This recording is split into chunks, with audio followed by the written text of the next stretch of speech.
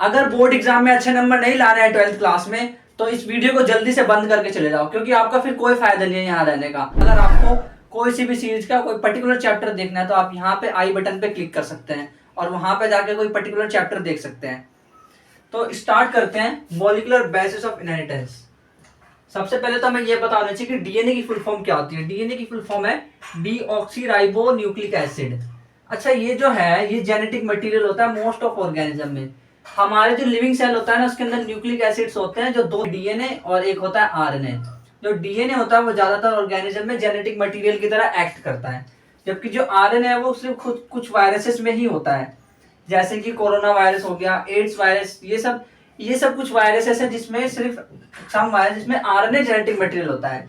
RNA जो है तीन तरह के होते हैं, एमआरएनए यानी मैसेंजर आरएनए, और राइबोसोमल आरएनए जो होता है, आरआरएनए जो होता है, उसका काम क्या है, वो कैटालिटिक फंक्शन करता है यानी रिएक्शंस को फास्ट कराता है।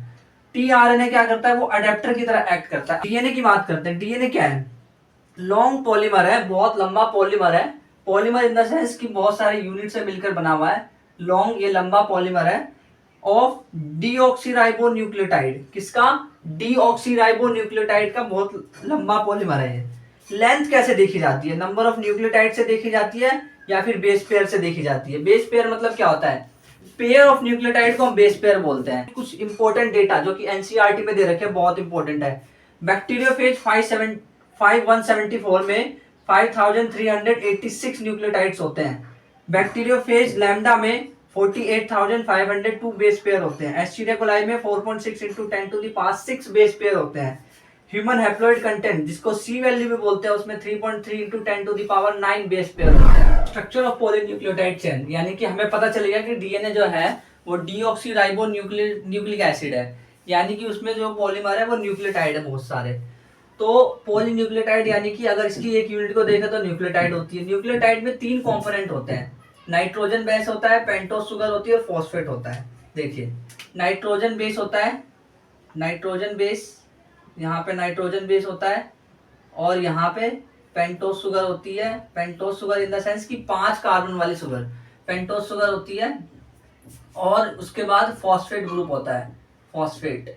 फॉस्फेट ये 1 है, ये 2 है, ये 3 है, ये 4 है, और यहाँ पे एक कार्बन होता है CH2 के फॉर्म में, और यहीं पे फॉस्फेट जुड़ा होता है, तो ये फॉस्फेट हो गया।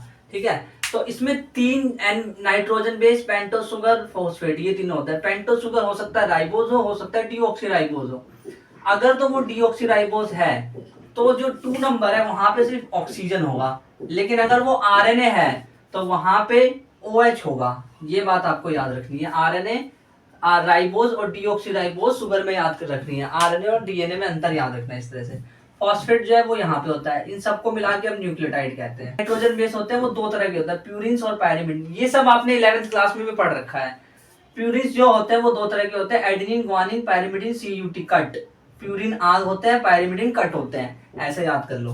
साइटोसिन जो होता है वो डीएनए और आरएनए दोनों में कॉमन होता है। तो अगर ये पूछे कौन सा नाइट्रोजन बेस जो है वो दोनों डीएनए और आरएनए दोनों में कॉमन होता है, तो साइटोसिन इसका आंसर है। थायमिन जो है डीएनए में होता है, आरएनए में यूरेसिल होता है थायमिन की जगह पर। अब इसके स्ट्रक्चर की बात कर लेते हैं, पॉलीन्यूक्लियोटाइड स्ट्रक्चर किस तरह से है। तो इसमें 1 नंबर पे हमने जैसे कि देखा नाइट्रोजन बेस होता है, तो ये एडेनिन है। 1 2 3 4 5 नंबर पे फॉस्फेट है और ये पेंटोस शुगर है। और इसी तरह से नंबर 3 पे, पिछले वाले नंबर 3 पे फॉस्फेट जुड़ता है, और 5 से तो ये 5 एंड जो इसका फ्री है, जबकि ऐसे ही आगे जाते जाए तो इसका 3 एंड वाला OH फ्री है। तो इसीलिए इसको 5' to 3' इसकी डायरेक्शन भी बोलते हैं हम। Nitrogen base link to OH of 1 carbon. Nitrogen base 1 number वाली कार्बन पे चिपका हुआ होता है, यानी लिंक होता है। किस लिंकेज से, एन ग्लाइकोसिडिक लिंकेज से, ये आपको याद रखना है। फॉर्म करता है न्यूक्लियोसाइड, मतलब ये कहना चाह रहे हैं कि पेंटोस शुगर में अगर मैं नाइट्रोजन बेस को जोड़ दूं, फॉस्फेट की बात ना करूं अभी तब, तो पेंटोस शुगर में नाइट्रोजन बेस जोड़ूं तो मैं सब बोलूंगा न्यूक्लियोसाइड। न्यूक्लियोसाइड कैसे कैसे हो सकते हैं, न्यूक्लियोसाइड के अलग अलग नाम है। देखिए, ये सब आरएनए के अंदर होते हैं, ये सब डीएनए के अंदर। आरएनए के अंदर एडिनोसाइन, ग्वानोसाइन, साइटिडीन, यूरिडीन, जबकि डीएनए के अंदर deoxy adenosine, deoxy guanosine, deoxy cytidine, deoxy thymidine. अब यहाँ पे डीऑक्सी थाइमिडीन क्यों है, डीऑक्सी यूरिडीन यूरिडीन क्यों नहीं है, ये आपको कमेंट करके बताना है।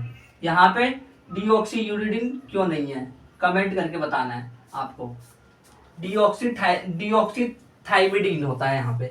फिर उसके बाद फॉस्फेट ग्रुप जो न्यूक्लियोसाइड अभी बना था उसमें अगर मैं फॉस्फेट ग्रुप को भी जोड़ दूं और 5 कार्बन पे जोड़ दूं, उस जगह पे फॉस्फेट को 5 कार्बन पे अगर मैं जोड़ दूं तो उसको मैं बोलूंगा न्यूक्लियोटाइड। न्यूक्लियोटाइड वो जो लिंकेज जो बनता है जिससे न्यूक्लियोटाइड बना है फॉस्फेट और, मतलब कि आप ऐसे देखिए ना, ये पूरा नाइट्रोजन बेस है और ये फॉस्फेट, और यहाँ पे कोई लिंकेज बनेगा, इस लिंकेज को बोलते हैं फॉस्फो ईस्टर लिंकेज। क्या बोलते हैं? Phospho Easter linkage. Phospho Easter ऐसे लिंकेज होते हैं जो दो न्यूक्लियोटाइड चेन के बीच में होते हैं, तो उसे हम कहते हैं फॉस्फोडाई। डाई मतलब दो के बीच में, इसीलिए फॉस्फोडाइस्टर लिंकेज, इसको कहते हैं फॉस्फोडाइस्टर लिंकेज। अगर आरएनए की बात करें तो आरएनए में क्या होता है, जैसे कि मैंने बताया कि 2 पोजीशन पे OH होता है। थाइमिन का नाम 5 मिथाइल यूरेसिल भी होता है। जो यूरेसिल का स्ट्रक्चर होता है ना, उसमें 5 वाली प्लेस में मिथाइल आ जाता है, मिथाइल ग्रुप यानी CH3 ग्रुप आ जाता है, तो उसे हम अब उसको हम क्या बोलने लगते हैं? थाइमिन।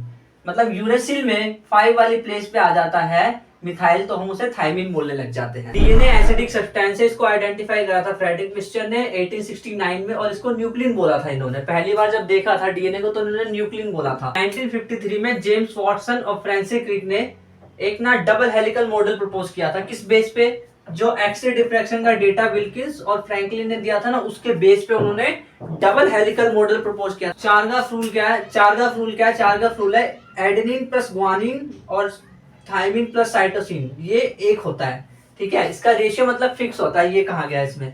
अब हम ये देखते हैं कि डीएनए हेलिक्स का सेलेंट फीचर यानी कुछ एक्स्ट्रा, मतलब उसका यूनिक फीचर क्या है, ये देखने वाले हैं। तो पहला फीचर ये कि जो उसका बैकबोन होता है ना, देखिए ये डीएनए है, ये डीएनए है, तो इस डीएनए का जो बैकबोन होता है, बैकबोन मतलब ये जो ऐसे जा रहा है, ये डीएनए का बैकबोन जो है ये सुगर फॉस्फेट का बना होता है, जबकि अंदर वाली चीज यानी ये सब जो है ये नाइट्रोजन बेस होती है। ये लैडर बोलते हैं इसको, लैडर यानी जैसे जीने पे चढ़ते नहीं लैडर, तो वैसे ही इसको नाइट्रोजन बेस से बनी होती है ये। अच्छा, ये दोनों जो डीएनए के स्ट्रैंड होते हैं ये एंटी पैरेलल होते हैं, anti parallel, anti parallel anti parallel होती है। 5 प्राइम से 3 प्राइम होती है अगर एक वाली, तो वो दूसरी वाली जो होती है 3 प्राइम से 5 प्राइम की तरफ जा रही होती है। अब ये 5 प्राइम 3 प्राइम क्या है? 5 प्राइम वहां जहां फॉस्फेट फ्री होता है, 3 प्राइम जहां वहां OH फ्री होता है, उसे बोलते हैं। फिर उसके बाद एडेनिन और थाइमिन के बीच में 2 हाइड्रोजन बॉन्ड होता है, हाइड्रोजन बॉन्ड की बात हो रही है यहाँ पे, जबकि ग्वानिन और साइटोसिन के बीच में 3 हाइड्रोजन बॉन्ड होता है, 3। अच्छा, ये जो डीएनए होता है ना, ये राइट हैंडेड कॉइल होता है, मतलब ऐसे ऐसे ऐसे करके right handed, right side coil होता है। पिच जो होती है इसकी 3.4 नैनोमीटर की होती है। पिच मतलब क्या? जैसे मान लीजिए ये डीएनए है, मानना क्या डीएनए है ही, और ये जो है इसको कहते हैं इसकी पिच। पिच मतलब जैसे ये ऐसे करके ऐसे घूमा है ना, उसको कहते हैं पिच। जब ये घूम के वापस घूम के वहीं आ गया, घूम के जैसे मान लीजिए घूमा और वापस वहीं आ गया, तो उसको हम कहते हैं पिच। फॉर एग्जाम्पल जैसे मान लीजिए ये चीज घूमना शुरू करी और ऐसे करके घूमी है और ऐसे आई है, तो ये यहाँ पे कब आई? जितनी ऊपर आई ना उसे बोलते हैं पिच। तो ये पिच की बात कर रहे हैं हम, तो पिच कितना होता है इसका? इसका पिच होता है 3.4 नैनोमीटर। अब नैनोमीटर क्या होता है? 10 टू द पावर -9 को नैनोमीटर कहते हैं। 10 बेस पेयर होते हैं एक पिच के अंदर, इसमें 10 बेस पेयर होते हैं। एक ऐसा मत सोचना 1 2 3 4 5, आपने तो 5 ही बनाए हैं, तो इतने ही होते हैं, 10 होते हैं इसीलिए। तो 10 बेस पेयर होते हैं आमने सामने ईच टर्न में, हर एक टर्न में, उसकी बात कर रहे हैं। और तो ऐसे अगर हम डिवाइड करें कि टोटल की लंबाई 3.4 है और इसमें 10 बेस पेयर है, तो डिवाइड करने पे क्या आएगा? 0.34 नैनोमीटर। तो कहीं ऐसा तो नहीं है 2 बेस पेयर के बीच की दूरी निकल गई? हाँ, तो ये 2 बेस पेयर के बीच की दूरी निकल गई, जो कि है 0.34 नैनोमीटर। अब फ्रांसिस क्रिक जो थे ना, उन्होंने ना central dogma of molecular biology दिया। ये क्या होता है? ये बेसिकली इसमें ये होता है कि जो डीएनए होता है वो अपने आप को ट्रांसक्रिप्शन के थ्रू एक्सप्रेस करता है और आरएनए बन जाता है।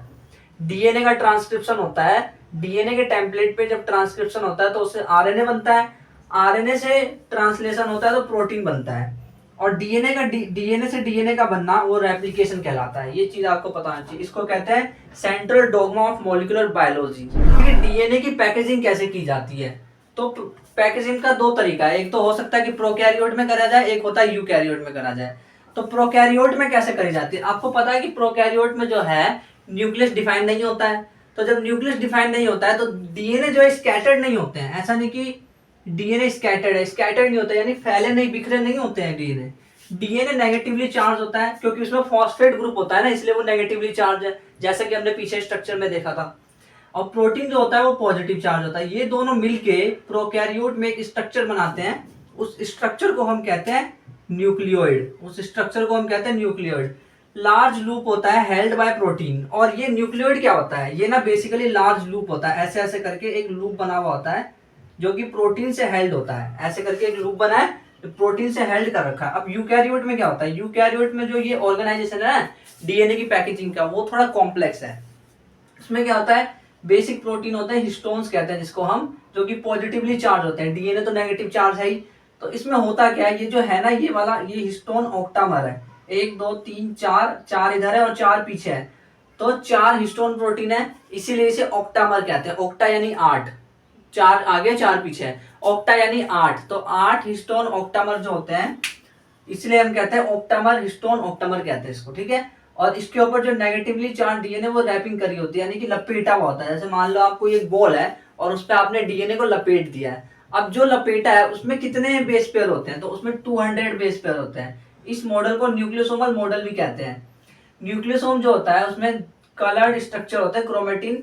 हो सकता है कि वो बहुत ही डेंस कलर्ड हो, यानी कि हेट्रोक्रोमेटिन हो सकता है बहुत ही लाइट कलर्ड हो, यानी कि उतना ज्यादा कलर नहीं दिख रहा है, तो उसको कहते हैं यूक्रोमेटिन। और इसको, ये जो मॉडल है इसको हम कहते हैं बीट्स ऑन स्ट्रिंग। तो पैकेजिंग ऑफ डीएनए हेलिक्स में क्या है, प्रोकैरियोट में डीएनए स्कैटर्ड नहीं होते, डीएनए नेगेटिव चार्ज होता है, प्रोटीन पॉजिटिव चार्ज होता है, न्यूक्लियोइड होता है, large loop held by proteins होते हैं इसके अंदर, यानी कि इस तरह से लूप हेल्ड होता है। यूकैरियोट में क्या होता है, ये ऑर्गेनाइजेशन कॉम्प्लेक्स होता है और basic protein histones positive charge होता है, न्यूक्लियोसोमल मॉडल कहते हैं इसको। 200 बेस पेयर जो इसके अंदर लपेटा हुआ होता है। न्यूक्लियोसोमल मॉडल में कलर्ड बॉडी होती है, वो हेट्रोक्रोमेटिन यानी कि डेंसली पैक हो सकती है, डेंसली कलर्ड हो सकती है, या यूक्रोमेटिन लाइटली कलर्ड हो सकती है। इस मॉडल को, इसको कहते हैं बीट्स ऑन स्ट्रिंग, क्योंकि ये धागे पे मोती जैसा दिखता है। 1926 में quest to determine mechanism for genetic inheritance, की जेनेटिक इनहेरिटेंस होता कैसे है उसको डिटरमाइन करने के लिए 1926 में ये रिसर्च जो है मॉलिक्यूलर लेवल तक पहुंच गई थी, पता है। और 1928 से एक्सपेरिमेंट शुरू किया गया। फ्रेडरिक ग्रिफिथ ने स्ट्रेप्टोकोकस निमोनी, एक बैक्टीरिया है जो कि निमोनिया कॉज करता है, उसमें क्या होता है, बैक्टीरिया ना अपना फिजिकल फॉर्म चेंज कर लेता है इस एक्सपेरिमेंट में। तो देखना 4 एक्सपेरिमेंट होने वाले हैं यहाँ पे, चारों एक्सपेरिमेंट में क्या क्या होगा ध्यान से देखना। जो एस स्ट्रेन होता है वो बेसिकली, देखिए बैक्टीरिया में ना 2 तरह के स्ट्रेन होते हैं। इस बैक्टीरिया स्ट्रेन मतलब आप ऐसे समझ ले ग्रुप, 2 तरह के ग्रुप होते हैं, एक एस स्ट्रेन होता है और एक आर स्ट्रेन होता है। तो जो एस स्ट्रेन होता है ना, उसकी जो पॉलीसैकेराइड की कवर होती है वो होता है स्मूथ एकदम, मतलब वो स्मूथ दिख रहा होता है।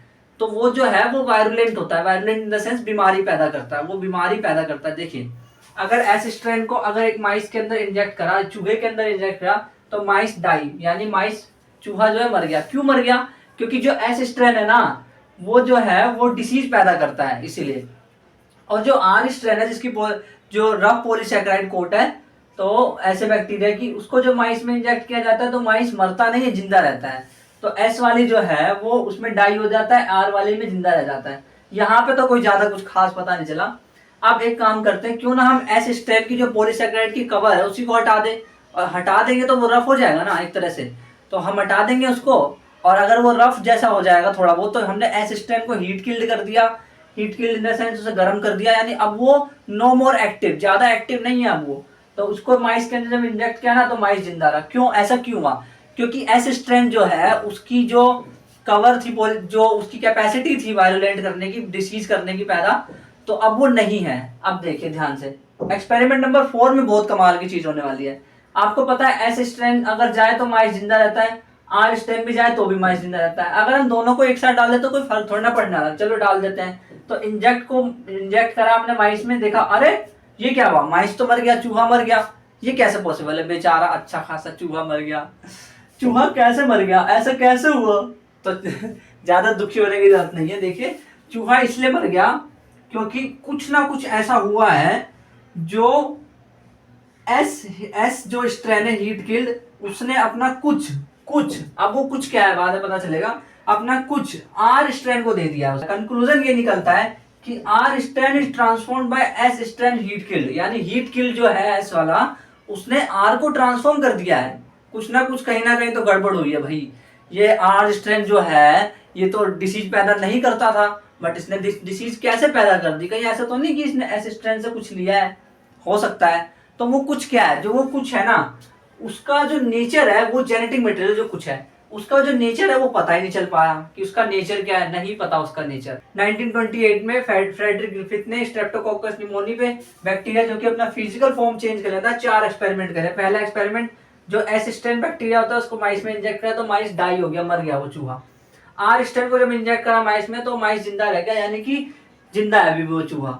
और एस स्ट्रेन को जब हमने हीट किल किया तो अब वो इनएक्टिव हो गया। इनएक्टिव होने की वजह से क्या हुआ, माइस जिंदा रहा, वो मरा नहीं। जब एस स्ट्रेन और आर स्ट्रेन दोनों को एक साथ हमने डाला तो होना क्या चाहिए था, माइस जिंदा रहना चाहिए था, बट यहाँ पे तो माइस डाई हो गया इंजेक्ट इनटू माइस। कंक्लूजन ये निकलता है कि एस स्ट्रेन हीट किल ने अपना कुछ ना कुछ आर स्ट्रेन को दिया है। वो जो कुछ है वही जेनेटिक मटेरियल है, उसका नेचर पता लगाना है। Prior to work of Avery MacLeod McCarty, यानी कि जो एवरी मैक्लियोड मैकार्टी ने वर्क करा था ना, मैंने उसके ऊपर एक्सपेरिमेंट करा था, उससे पहले ये समझा जाता था कि प्रोटीन इज जेनेटिक मटेरियल। पहले प्रोटीन को जेनेटिक मटेरियल समझा जाता था, पर जब एक्सपेरिमेंट किया 1933 और 1944 में, तब जाके असल में चीज पता चली। उन्होंने क्या करा है, उन्होंने करा ये कि उन्होंने कोशिश करी कि यार ये जो ट्रांसफॉर्मिंग प्रिंसिपल है जो गया, जो हम कह रहे हैं कुछ गया, वो क्या गया, ये भी तो समझ में आना चाहिए। समझ ही नहीं आ रहा क्या गया। तो उन्होंने क्या करा, जो assistant heat killed assistant bacteria जो था, हीट किल्ड एसिस्टेंट बैक्टीरिया, उसके प्रोटीन, डीएनए और आरएनए, उसको उन्होंने प्योरीफाई कर लिया। फिर उसके बाद वो जो है उन्होंने ये पाया कि पहले तो उन्होंने एक काम करा कि आरएनए को लिया, तो उन्होंने आरएनए एंजाइम डाला। अब आरएनए एंजाइम क्या होगा, आरएनए को हटा देगा, तो आरएनए हटा जाएगा तो ट्रांसफॉर्मिंग तो तब भी हो रहा है, ये देखा गया। बट फिर उन्होंने क्या किया, प्रोटीज एंजाइम दे दिया। प्रोटीज एंजाइम दे दिया तो प्रोटीन खत्म हो गया, बट ट्रांसफॉर्मेशन तो तब भी हो रहा है। तो यानी आरएनए भी नहीं है ट्रांसफॉर्मिंग प्रिंसिपल, प्रोटीन भी नहीं है। फिर उन्होंने क्या किया, अब उन्होंने करा कि उन्होंने डीएनए एंजाइम डाला। डीएनए डाला तो डीएनए सारे डाइजेस्ट हो गए। जब डीएनए सारे डाइजेस्ट हो गए, जब डीएनए डाइजेस्ट हो गए तो हमें ये देखा कि ट्रांसफॉर्मिंग जो है वो हो ही नहीं रहा है। तो ट्रांसफॉर्मिंग जब नहीं हो रहा है तो इसका मतलब ऐसा तो नहीं कि डीएनए ट्रांसफॉर्म कर रहा है, हाँ, क्योंकि आरएनए प्रोटीन ये कर नहीं रहे तो बचा डीएनए। डीएनए ट्रांसफॉर्म कर रहा था, तभी तो डीएनए ने जब डीएनए को खाया, यानी जब डीएनए नहीं बचा तो ट्रांसफॉर्मिंग तो हो ही नहीं रहा, यानी डीएनए ही रिस्पॉन्सिबल है ट्रांसफॉर्मिंग के लिए। तो यहां से ये पता चला कि ट्रांसफॉर्मिंग प्रिंसिपल क्या है, डीएनए। तो डीएनए इज हेरेडिटरी मटेरियल, यहां से ये बात पता चल गई। अब बात करते हैं हार्सी एंड चेस एक्सपेरिमेंट की। हार्सी एंड चेस एक्सपेरिमेंट जो है वो 1952 में करा गया था, और इसी ने लास्ट में यही प्रूफ दिया था, यही जो एक्सपेरिमेंट है इसी ने प्रूफ दिया था कि डीएनए इज जेनेटिक मटेरियल। इन्होंने क्या किया, work with bacteriophage virus. Bacteriophage virus के साथ इन्होंने वर्क किया, मतलब कुछ बैक्टीरिया थे और ऊपर बैक्टीरियोफेज था, बैक्टीरियोफेज को इन्होंने रखा और अलग अलग एक्सपेरिमेंट इन्होंने करा के देखा। ठीक है, बेसिकली उन्होंने 2 एक्सपेरिमेंट करे। उन्होंने क्या करा, वायरस को ना 2 मीडियम में ग्रो करा, एक तो रेडियो एक्टिव सल्फर में और दूसरा रेडियो एक्टिव फॉस्फोरस में। तो रेडियो एक्टिव फॉस्फोरस में जब ग्रो करेंगे तो उसका जो डीएनए है वो रेडियो एक्टिव हो जाएगा, क्यों, क्योंकि फॉस्फोरस जो है वो डीएनए में होता है, इसीलिए तो वो रेडियो एक्टिव हो जाएगा। लेकिन जो सल्फर है वो रेडियो एक्टिव प्रोटीन को प्रोड्यूस करेगा, क्यों, क्योंकि प्रोटीन में होता है सल्फर, इसीलिए। तो क्या हुआ कि जो रेडियो एक्टिव प्रोटीन है वो गया, जब एक बात बताइए मुझे, जब बैक्टीरियोफेज जो है एंटर करता है तो अगर तो एस रेडियो एक्टिव एस होगा, सल्फर रेडियो एक्टिव होगा, यानी इसकी प्रोटीन कोड रेडियो एक्टिव होगी, तो हमें सुपरनेटेंट इन द सेंस बाहरी कवर जो है उसमें हमें रेडियो एक्टिविटी मिलेगी देखने को, रेडियो एक्टिविटी देखने को मिलेगी। तो इसलिए मैंने यहाँ पे ये वाला निशान लगाया, क्योंकि अगर फॉस्फोरस में रेडियो एक्टिविटी है तो कपड़ों में तो है नहीं, कपड़े इन द सेंस उसकी जो कवर है, बाहरी बॉडी जो है, उसमें तो रेडियो एक्टिविटी है ही नहीं। डीएनए में रेडियो एक्टिविटी है, तो जब उसको अंदर डाला जाएगा, डीएनए को अंदर डाला जाएगा तो रेडियो एक्टिव डीएनए, तो वो बैक्टीरिया के अंदर रेडियो एक्टिव चला जाएगा डीएनए। लेकिन जो उसके जो बाहरी कवर है, वो जो कवर है बैक्टीरिया फेज का, वो जो है रेडियो एक्टिव नहीं होगा। जो केमिकल है वो जेनेटिक मटेरियल है, उसका क्या क्राइटेरिया होना चाहिए, पहला क्राइटेरिया ये होना चाहिए कि वो रेप्लिकेशन कर सके। तो हम ना ये तीनों क्राइटेरिया को चेक करेंगे, डीएनए के ऊपर, आरएनए के ऊपर और प्रोटीन के ऊपर, और लास्ट में देखेंगे कि ये इन तीनों में से कौन होगा जेनेटिक मटेरियल। तो रेप्लिकेशन की बात करते हैं। देखिए, डीएनए रेप्लिकेट करता है हाँ, आरएनए रेप्लिकेट करता है हाँ, प्रोटीन नहीं, ये तो रेप्लिकेट नहीं करता, तो ये प्रोटीन जो है वहीं पे कैंसिल हो गया, मतलब पहला क्राइटेरिया ही प्रोटीन फुलफिल नहीं कर पाया, तो ये तो है ही नहीं। अच्छा, केमिकली और स्ट्रक्चरली स्टेबल की बात हो रही है, तो देखिए आरएनए जो है वो केमिकली और स्ट्रक्चरली स्टेबल नहीं होता, स्ट्रक्चरली तो बिल्कुल ही नहीं होता। क्यों? क्योंकि उस पे जो पेंटोस शुगर जो होती है, राइबोस शुगर, उसमें 2 वाली पोजीशन पे OH होता है, और उस OH के कारण वो जो है मोर लेबाइल है, लेबाइल यानी एक तरह से मान लो स्ट्रक्चरली स्टेबल है ही नहीं, स्टेबल नहीं है, तो आरएनए भी ये क्राइटेरिया फुलफिल नहीं कर पाया। डीएनए की बात करते हैं, डीएनए जो है स्लो चेंज करता है, हाँ ठीक है, म्यूटेशन भी इवोल्यूशन के लिए, हाँ। और चौथा क्राइटेरिया क्या है? Express itself in form of Mendelian character में कौन एक्सप्रेस करता है? डीएनए करता है, यही तो बात है, हमने ये पहले ही देख रखा है, तो यही डीएनए ही ऐसा होता है जो मेंडेलियन कैरेक्टर के रूप में एक्सप्रेस करता है। अब देखते हैं डीएनए और आरएनए के बीच में बेसिक डिफरेंस क्या है। तो डीएनए जो है वो प्रीडोमिनेंट जेनेटिक मटेरियल है, जबकि इसका तो भाई बहुत डायनेमिक फंक्शन है, मैसेंजर की तरह एक्ट करता है, एमआरएनए हो गया, एडेप्टर की तरह एक्ट करता है, टीआरएनए हो गया, राइबोसोम की तरह एक्ट करता है, राइबोसोमल आरएनए, आरआरएनए हो गया, है ना। स्टेबल होता है डीएनए, तो स्टेबल होता है और लेस रिएक्टिव होता है, और जबकि इस पे 2 OH ग्रुप होने के कारण ये लेबाइल होता है और इजिली डिग्रेडेबल, यानी कि बहुत जल्दी नष्ट हो जाता है एक तरह से, अनस्टेबल होता है इसीलिए, और मोर रिएक्टिव। जो चीज ज्यादा रिएक्टिव होती है ना वो उतनी ही अनस्टेबल होती है, जितनी ज्यादा रिएक्टिविटी उतना स्टेबिलिटी कम, ऐसे होता है। अच्छा, डीएनए जो है वो स्लो म्यूटेट करता है, जबकि आरएनए जो है बहुत फास्ट म्यूटेट करता है। तो हमें कोई फास्ट म्यूटेशन वाला नहीं चाहिए, ऐसे यहाँ पे देखे ना, यहाँ पे उन्होंने बोला स्लो चेंजेस होने चाहिए, तो स्लो चेंजेस तो डीएनए ही कराएगा ना, तो डीएनए तो, इसलिए तो डीएनए जेनेटिक मटेरियल है। फिर उसके बाद बोला है डीएनए में क्या है? Depend on RNA for protein synthesis. अगर बंदे को मतलब डीएनए प्रोटीन बनाना है ना, मतलब डीएनए एक बॉस है, सही बोलूं तो मैं, क्योंकि वो खुद तो काम करता नहीं है, वो आरएनए का सहारा ले रहा है और आरएनए के कान में जाके बोल रहा है कि भाई साहब जाओ और प्रोटीन बनाओ, है ना। तो वो आरएनए जाकर के प्रोटीन बनाने के लिए, प्रोटीन बनाने के लिए बोलेगा, ठीक है, प्रोटीन बनेगा फिर इस तरह से। जबकि आरएनए क्या होता है? आरएनए डायरेक्टली प्रोटीन को सिंथेसिस कर सकता है। रेप्लिकेशन की रेप्लिकेशन जो है, वॉटसन और क्रिक ने बोला था कि ये सेमी कंजर्वेटिव मोड के थ्रू होता है। सेमी कंजर्वेटिव मोड मतलब क्या? 2 स्ट्रैंड होते हैं डीएनए के, हमें पता है, एक पेरेंट और एक उसका सामने वाला टेम्पलेट, है ना। जो स्ट्रैंड होता है वो 2 स्ट्रैंड होते हैं, उसमें से एक स्ट्रैंड जो है, दोनों स्ट्रैंड हट जाते हैं तो एक स्ट्रैंड पे नया बनता है और दूसरे वाले पे भी नया बनता है, तो आधा नया होता है और आधा पहले वाला होता है, तो इसलिए उसको कहते हैं सेमी कंजर्वेटिव, यानी आधा बचा हुआ है। इसलिए जैसे अगर यहाँ पे रेप्लिकेशन हुआ है, ये अगर एक डीएनए था, तो जिस मीडियम में इसको डाला गया, तो एक तो पहले वाला था और एक नया आया, जो पहले वाला था आधा पहले वाला था और आधा नया आया, तो सेम ही चीज कंजर्व रही ना, यानी semi conservative mode of replication. इसको मीडियम में डाला, फिर इसको और इसी मीडियम में रखा सेम, तो फिर ये 4 हो गए, बढ़ गए। इसके ऊपर कैसे सवाल बनते हैं वो हम आगे देखेंगे बाद में। और अब बात करते हैं रेप्लिकेशन फॉर्क की। रेप्लिकेशन फॉर्क में डीएनए का सिंथेसिस होता है 2 डायरेक्शन में, ये बेसिकली बाय डायरेक्शनल सिंथेसिस होता है। Bidirectional in the sense कि एक इस डायरेक्शन में होगा तो एक इस वाले डायरेक्शन में होगा, अलग अलग डायरेक्शन में होते हैं। तो एक तो कॉन्टिन्यू हो रहा होता है, यानी कि बाहर से अंदर की तरफ, कॉन्टिन्यूस सिंथेसिस बोलते हैं इसको। और ये क्योंकि लीड कर रहा है ना, जल्दी जल्दी हो रहा है, तो इसको लीडिंग स्ट्रैंड बोलते हैं। जबकि एक स्ट्रैंड होता है इसको कि अंदर से बाहर की तरफ हो रहा होता है सिंथेसिस, उसको हम कहते हैं लैगिंग स्ट्रैंड, जो कि डिसकंटिन्यूअस सिंथेसिस, यानी थोड़ा थोड़ा करके हो रहा होता है। अब ये जो थोड़ा थोड़ा जो बीच में है, इसको जोड़ देंगे डीएनए लाइगेज एंजाइम की मदद से, इसको बाद में हम जोड़ देंगे। बेसिकली जो इसमें एंजाइम है ना, जो मोस्ट इंपॉर्टेंट है, वो है डीएनए डिपेंडेंट डीएनए पॉलीमरेज, यानी डीएनए पे डिपेंड रह के डीएनए का पॉलीमराइज करो, डीएनए पे डिपेंड रह के डीएनए का पॉलीमराइज करो, क्योंकि डीएनए से डीएनए तो बनाना है, तो वही तो है रेप्लिकेशन। तो इसीलिए DNA dependent DNA polymerase important enzyme है। अच्छा, ओरी क्या होता है? ओरी रेप्लिकेशन स्टार्ट होता था जहां से, उसे कहते हैं ओरी। जहां से रेप्लिकेशन स्टार्ट हुआ वहां उस कट को ओरी कहते हैं। ट्रांसक्रिप्शन, ट्रांसक्रिप्शन क्या होता है? कॉपिंग genetic info from one strand of DNA into RNA, यानी कि मैंने बताया था ना, जब डीएनए जो है, डीएनए से आरएनए बनता है, तो उसको हम ट्रांसक्रिप्शन कहते हैं। और इसमें क्या होता है? Only a segment of DNA, सिर्फ डीएनए का एक छोटा सा सेगमेंट, ऐसा नहीं कि पूरा डीएनए कॉपी हो जाएगा ना, पूरा डीएनए कॉपी होगा तो उसे डीएनए बनेगा, उसे रेप्लिकेशन बोलेंगे। लेकिन डीएनए का एक छोटा सा हिस्सा हमें कॉपी करना है और आरएनए के फॉर्म में एक्सप्रेस करना है। वन ऑफ स्ट्रैंड, एक ही स्ट्रैंड होता है, ऐसा नहीं कि दोनों स्ट्रैंड कॉपी हो जाए। अब सवाल ये उठता है कि एक ही स्ट्रैंड क्यों कॉपी हो रहा है? जैसे एक डीएनए की स्ट्रैंड ये है, एक ये स्ट्रैंड है डीएनए की, और दूसरी स्ट्रैंड ये है डीएनए की, दूसरी स्ट्रैंड ये है।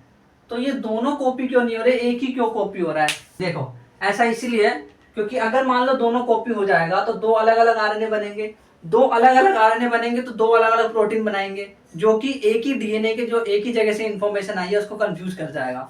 फॉर एग्जाम्पल मान लो डीएनए ने बोला कि इंसुलिन बनाओ, तो हो सकता है वो दोनों को कॉपी कर ले। अगर वो दोनों को कॉपी कर लेगा और आरएनए बनाएगा तो एक तो इंसुलिन बनाएगा लेकिन एक उसका एंटी इंसुलिन बना दिया, तो उसने अब बोलो, तो फिर ये प्रोसेस कंफ्यूजन में हो जाएगी और ये बहुत ही ज्यादा कॉम्प्लिकेट प्रोसेस हो जाएगी।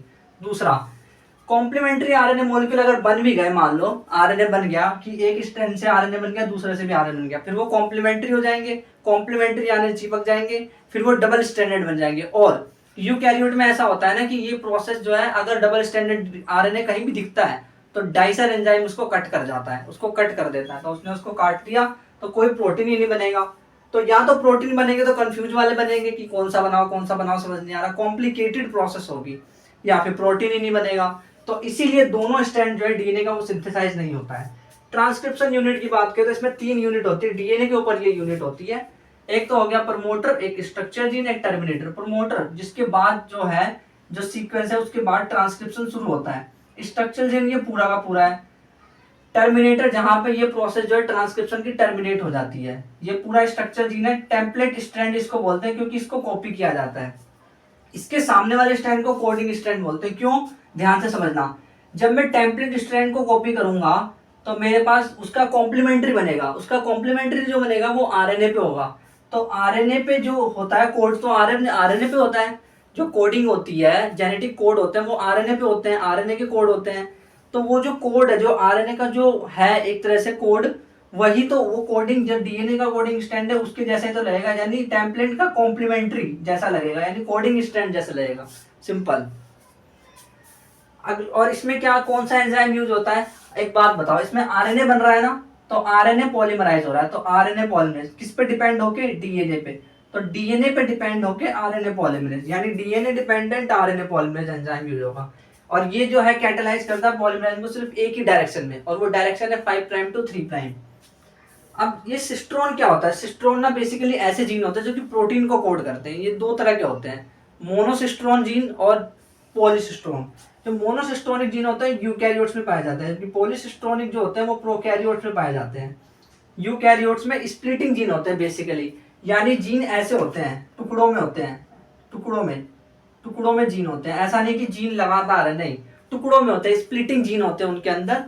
तो ये इसमें दो सीक्वेंस होते हैं, एक तो एक्सोन होता है, एक्सोन जो कि काम का है, इंट्रोन जो कि काम का नहीं है।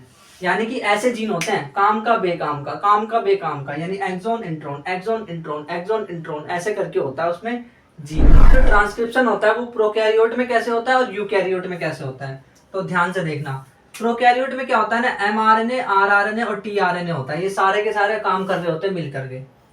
Single DNA dependent RNA polymerase अकेला वही है जो काम कर रहा होता है इसमें, और कोई मदद नहीं कर रहा होता है। इसमें 3 स्टेप होते हैं बेसिकली। इनिशिएशन, जिसमें कि आरएनए पॉलीमरेज जो है बाइंड करता है, उसको कहते हैं इनिशिएशन स्टेप। इलोंगेशन, जब प्रोसेस चल रही होती है, जब आरएनए पॉलीमरेज पॉलीमराइज कर रहा होता है आरएनए को। और टर्मिनेशन, जब आरएनए पूरा बन जाता है और वो निकल के गिर रहा होता है नीचे, तो उससे कहते हैं टर्मिनेशन। और इसमें क्या होता है, इसमें एमआरएनए की प्रोसेसिंग नहीं करनी पड़ती, सीधा एमआरएनए बना देते हैं, इसमें कोई प्रोसेसिंग की जरूरत नहीं। अभी प्रोसेसिंग क्या होता है, स्प्लाइसिंग वगैरह से तोड़ना, काटना, पीटना, जो यूकैरियोट में होता है उसकी बात हो रही है। ट्रांसक्रिप्शन और ट्रांसलेशन कपल्ड, यानी क्योंकि एक बात बताओ मेरे को, जो बैक्टीरिया है या प्रोकैरियोट है उसमें क्या कोई वेल डिफाइंड न्यूक्लियस है? Well defined nucleus in the sense कि कोई बॉर्डर है? नहीं। तो ट्रांसक्रिप्शन भी वही हो रहा है और ट्रांसलेशन भी वही हो रहा है, और वो कपल्ड प्रोसेस होती है, एक एक साथ हो रहा है।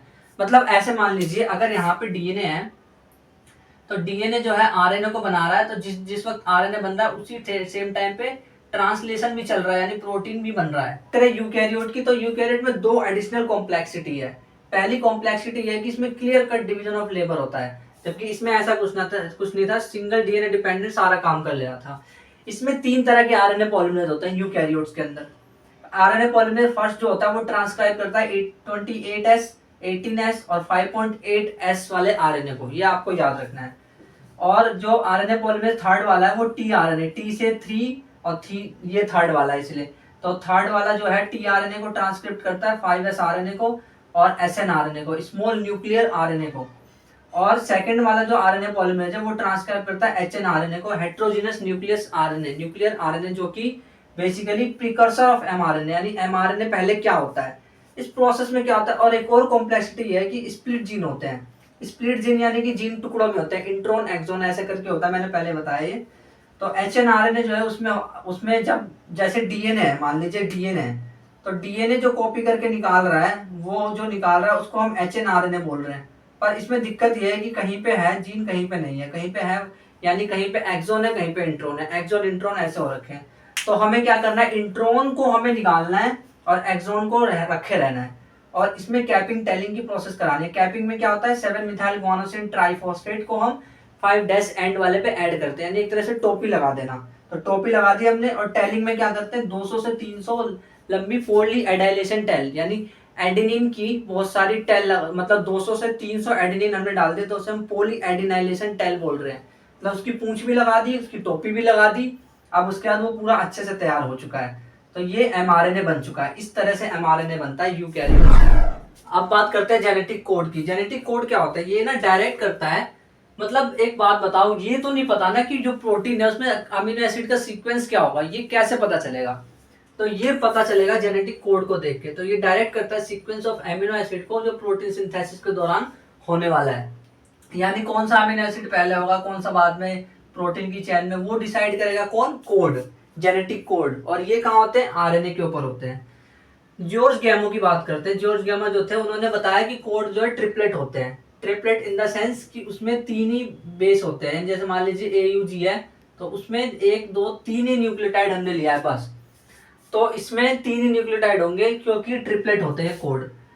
और फिर हरगोबिंद खुराना ने बताया होमोपोलिमर और कोपोलिमर का यूज करके इन्होंने अलग अलग कॉम्बिनेशन बनाए और देखा कि ये बनाने से क्या होगा, ये किसको कोड करता है किसको। जैसे उन्होंने ट्रिपल यू को कोड करा, तो ट्रिपल यू जो है वो फिनाइल एलेनिन बताता है। मार्सन निरनबर्ग जो थे उन्होंने सेल फ्री सिस्टम में प्रोटीन की सिंथेसिस करके दिखाई, यानी कि सेल से बाहर टेस्ट ट्यूब वगैरह में उन्होंने प्रोटीन की सिंथेसिस करके दिखाई।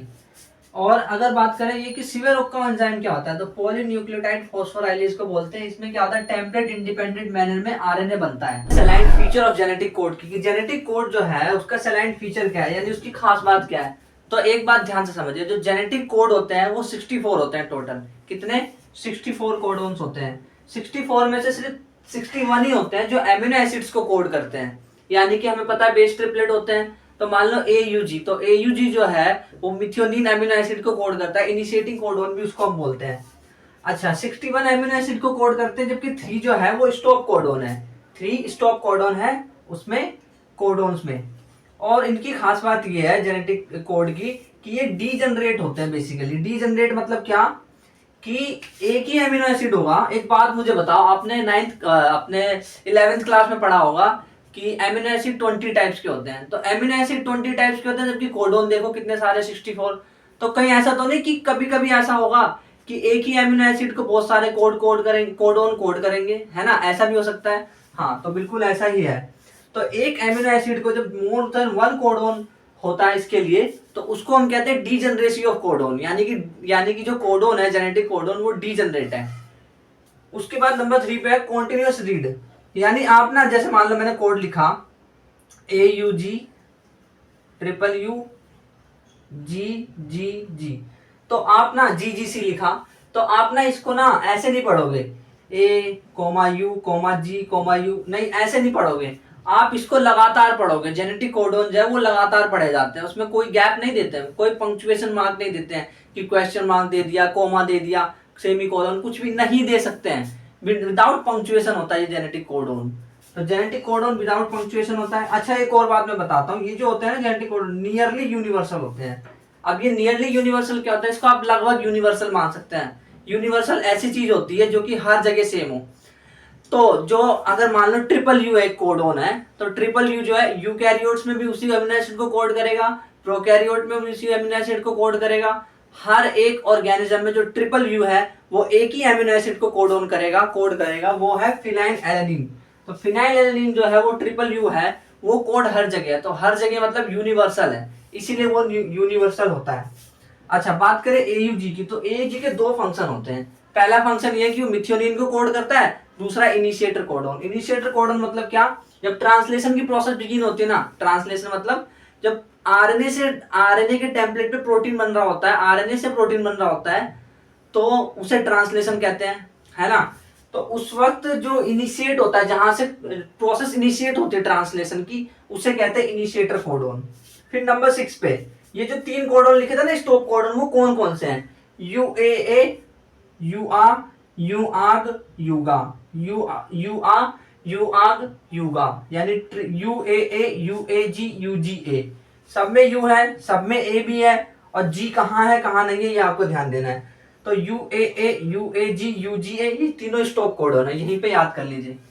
टीआरएनए की बात करते हैं। टीआरएनए जो ये है क्या, हमने एमआरएनए की बात कर ली, आरआरएनए की बात कर ली, टीआरएनए की बात करते हैं। तो टीआरएनए जो है, देखिए इसको डिस्कवर किसने करा था? इसको डिस्कवर करा था फ्रांसिस क्रिक ने। और इसे हम एडेप्टर मॉलिक्यूल भी कहते हैं। एडेप्टर मतलब क्या होता है कि उसको चार्ज लगाते हो तो उसके आगे जो, जैसे मान लो आपने चार्ज लगाया, ये चार्जर है आपका, इसमें 2 पिन है और यहाँ पे आपकी तार है, तो ये वाला जो चार्जर का ये वाला हिस्सा, ये तो डाटा केबल है, ये वाला डाटा केबल है, तो इसके आगे का जो हिस्सा है इसे हम अडेप्टर बोलते हैं।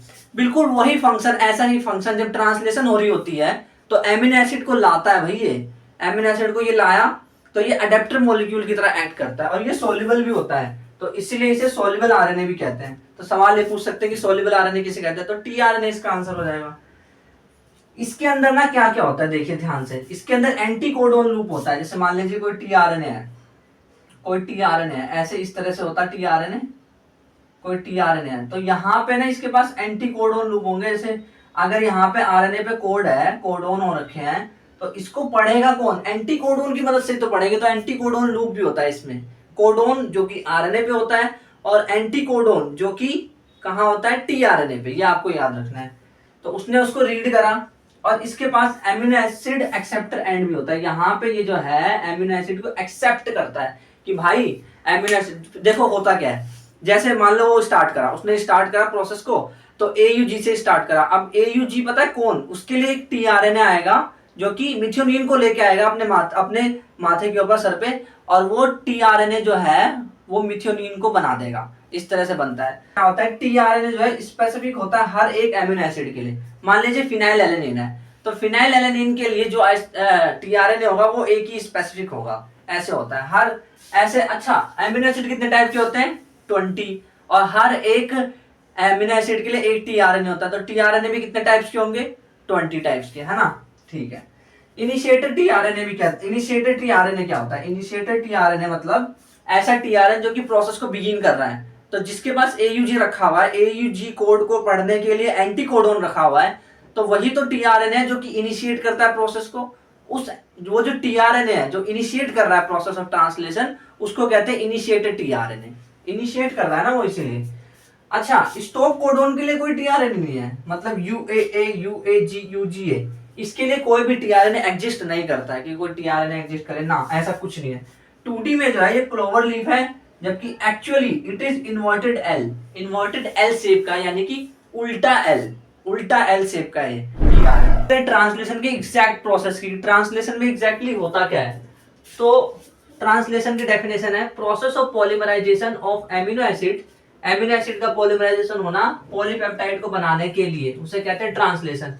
सिंपल वर्ड में प्रोटीन का बनना इज ट्रांसलेशन, बस। ऑर्डर और सीक्वेंस कौन डिसाइड करता है? ये डिसाइड करता है एमआरएनए। टीआरएनए डिसाइड नहीं करता कि टीआरएनए आंसर लगा के आ जाओ, एमआरएनए डिसाइड करता है, क्योंकि उसी पे तो जेनेटिक कोडॉन उसी के ऊपर है ना, वही तो डिसाइड करेंगे। जो कोडॉन आता रहेगा उसके अकॉर्डिंग टीआरएनए आता रहेगा। तो सीक्वेंस इज डिसाइडेड बाय, जो सीक्वेंस होगा कि कौन सा एमिनो एसिड पहले कौन सा बाद में, तो वो कौन डिसाइड करेगा? That is decided by mRNA, क्योंकि उसी पे कोडॉन है। पहले फेज में क्या होता है, एमिनो एसिड को एक्टिव करा जाता है, यानी एमिनो एसिड को नॉर्मली नहीं, मतलब एमिनो एसिड होते हैं ठीक है, पर उसको एक्टिवेट भी तो करना है। एक्टिवेट करेंगे एटीपी की प्रेजेंस में, यानी उसको एनर्जी दे देंगे। जैसे एक एमिनो एसिड है, मान लीजिए मिथ्योनिन है, मिथ्योनिन में हम एटीपी को ऐड कर देंगे तो वो एक्टिवेट हो जाएगा। जब वो एक्टिवेट हो जाएगा तो उसको हम उसके कॉग्नेट टीआरएनए, यानी मान लीजिए मिथ्योनिन का कोई टीआरएनए स्पेसिफिक होता है, मान लीजिए नहीं होता ही है, तो स्पेसिफिक जो टीआरएनए होता है तो उसको हमने उससे कोड करा दिया, उसको उसके साथ लगा दिया, तो कोऑर्डिनेट करा दिया। प्रोसेस को कहते हैं चार्जिंग ऑफ टीआरएनए या एमिनो एसाइलेशन ऑफ टीआरएनए। क्या कहते हैं? चार्जिंग ऑफ टीआरएनए या एमिनो एसाइलेशन ऑफ टीआरएनए। अब देखिए, जब दो टीआरएनए होता है ना, वो आपस में जब पास आते हैं तो क्या होता है, एमिनो एसिड के बीच में ऑटोमेटिकली पेप्टाइड बॉन्ड फॉर्म हो जाता है। हमें पता है ना एमिनो एसिड के बीच पेप्टाइड बॉन्ड होता है, ठीक है। फैक्ट्री ऑफ प्रोटीन राइबोसोम को बोला जाता है, क्योंकि देखिए यहाँ पे राइबोसोम होता है और यहीं पे टीआरएनए आते रहते हैं और वो ऐड कर करके प्रोटीन्स को बनाते रहते हैं। यहीं पे टीआरएनए आते हैं, यहाँ पे अमीनो एसिड होता है टीआरएनए के सर के ऊपर, है ना, और ये राइबोसोम है, तो इसी में बन रहा होता है, तो इसीलिए राइबोसोम को प्रोटीन फैक्ट्री बोलते हैं। में क्या होता है ना कि 23S आरएनए है, वो कैटलिस्ट की तरह एक्ट करता है पेप्टाइड बॉन्ड बनाने के लिए। यूटीआर क्या होता है? यूटीआर कुछ ऐसे अनट्रांसलेटेड रीजन होते हैं, सारे रीजन ऐसे नहीं होते कि ट्रांसलेट हो जाए। अगर मान लीजिए एमआरएनए, तो एमआरएनए में शुरू में क्या होगा, एयूजी, और ये 5 प्राइम होगा, और यहाँ पे क्या होगा, एयूजी, यहाँ पे मान लीजिए स्टॉप कोडोन आ गया तो यूएए, तो यहाँ पे ये प्रोसेस रुक जाएगी, यहाँ से स्टार्ट होगी और यहाँ पे रुक जाएगी। तो इधर और इधर कुछ ऐसे एरियाज होंगे, कुछ ऐसे रीजन होंगे जहां पे कि ट्रांसलेशन नहीं हुआ है, तो वहां पे ट्रांसलेशन होता ही नहीं है, तो उसको बोलेंगे untranslated region, UTR in short form. और ये कहाँ होते हैं? एमआरएनए में होते हैं। स्टेप्स देख लेते हैं एग्जैक्टली क्या स्टेप है ट्रांसलेशन में।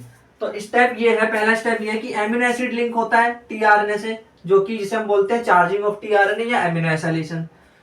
फिर इसके बाद codon in mRNA by forming complementary basis pair, यानी कि एमआरएनए पे जो कोडोन है और टीआरएनए पे जो एंटी कोडोन है वो आपस में कॉम्प्लीमेंट होंगे। कि मान लीजिए ये बेस ट्रिपलेट है, एमआरएनए पे 3 कोड है और ये एमिनो एसिड आया, तो इसने इसको मैच करा, इसका कॉम्प्लीमेंट्री है, तो इससे ये कोडोन, इससे पता चल गया कौन सा एमिनो एसिड है और वो एमिनो एसिड फॉर्म हो जाता है, ऐसे करके, ठीक। तो ये हो गया सेकंड स्टेप। तीसरा स्टेप क्या है? राइबोसोम मूव करता है from codon to codon along mRNA, यानी जो राइबोसोम, अगर यहाँ पे एमआरएनए है तो राइबोसोम मूव करता रहता है। ऐसा नहीं कि एमआरएनए इधर मूव कर रहा है, राइबोसोम मूव करता रहता है, ये स्टेप है। राइबोसोम मूव करेगा, रिलीज, अब क्या होगा, और एमिनो एसिड 1 by 1 ऐड होता जाएगा।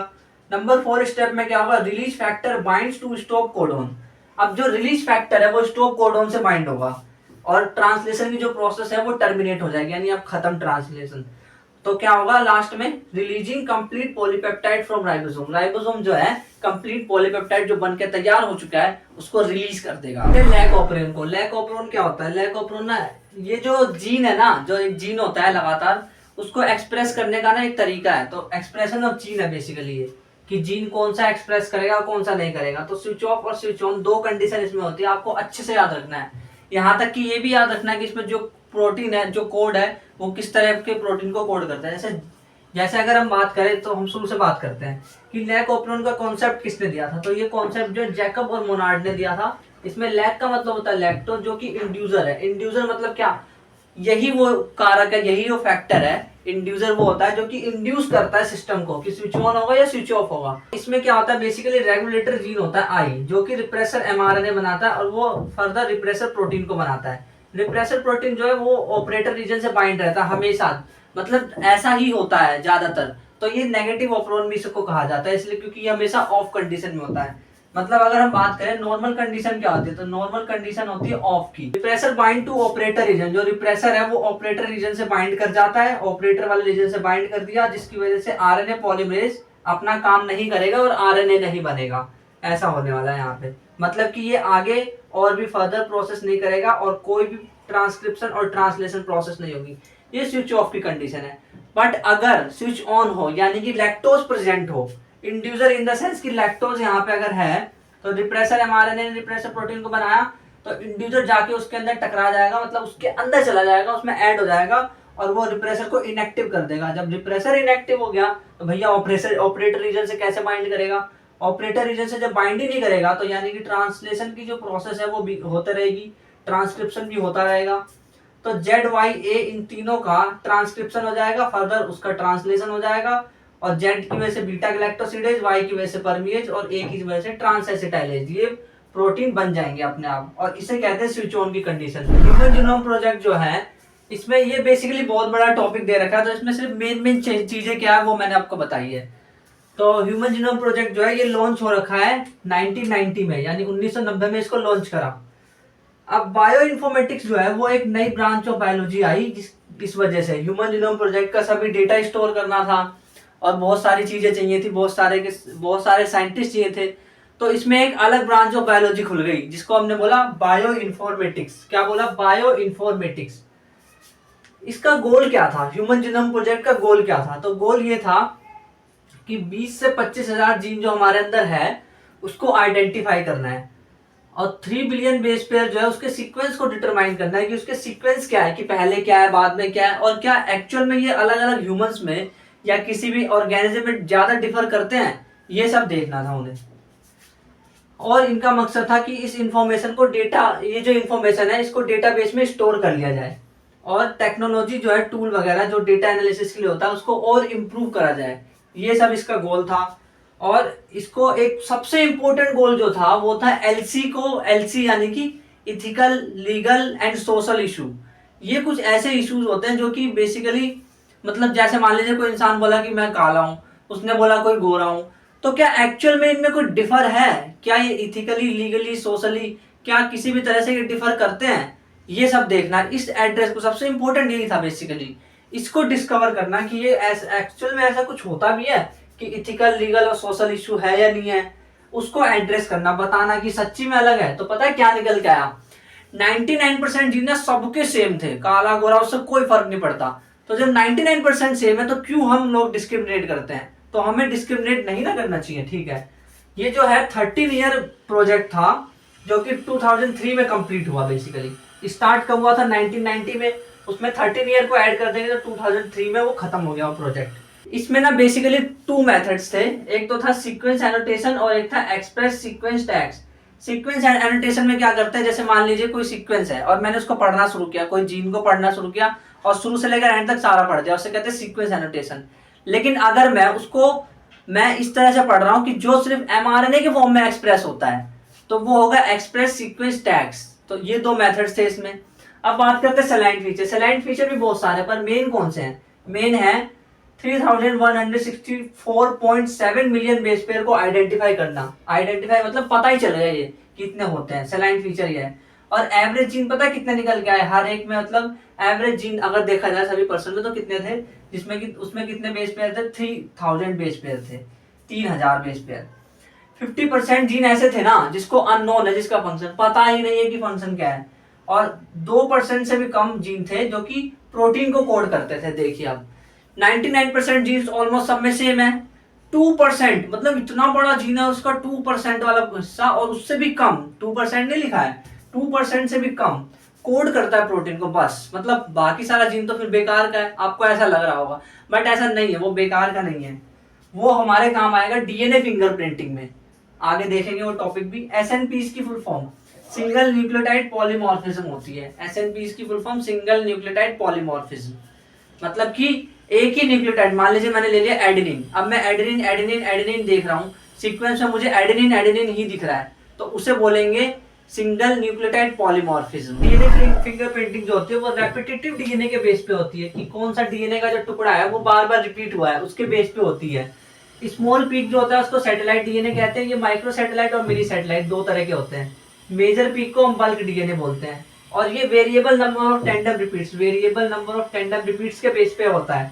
इसमें स्टेप्स क्या होते हैं? स्टेप्स पहले तो आपको डीएनए को आइसोलेट करना है। डीएनए को आपने निकाल लिया, कहीं से भी निकाल सकते हैं, डीएनए को ब्लड से निकाल सकते हैं। और ब्लड में आरबीसी से नहीं निकाल सकते, डब्ल्यूबीसी से निकाल सकते हैं। ब्लड से निकाला, सीमेन, कोई सा भी सैंपल है जहां भी है, कहीं से भी कलेक्ट किया डीएनए को, फिर उसके बाद क्या करना है, उसको डाइजेस्ट करा देना है, रेस्ट्रिक्शन एंडोन्यूक्लियस यानी इसको टुकड़े करा देना है बेसिकली।